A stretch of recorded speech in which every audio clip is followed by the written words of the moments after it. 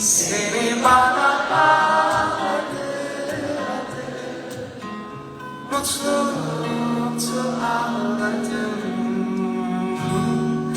Neredesin?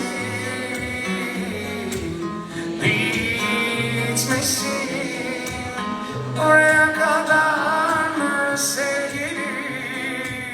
Elveda diyen sen misin?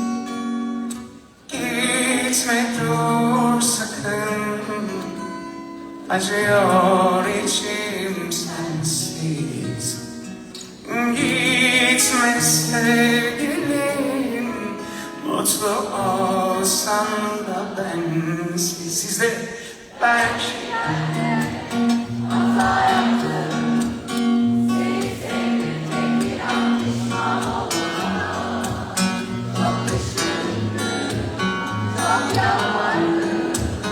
Tanrım amacımı seninle bir buluşmadan. belki şimdi, Belki asla. ya ölüm ya aşk istedim. Dudağımdan uyuyorsam bırak lütfen. Sen kal aşk, ben giderim buralardan. Sabah olmadan belki ben de hata yaptım. Seni sevdim, tek bir an pişman olmadan. Çok düşündüm, çok yalvardım. Tanrım ama canımı seninle bir gün buluşmadan. Belki şimdi, belki asla. Ya ölüm ya aşk istedim.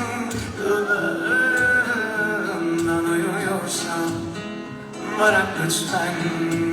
Sen kal aşk. Hadi son kez hep birlikte. Belki ben Seni sevdim, tek bir an pişman oldum. Çok düşündüm, çok yalvardım.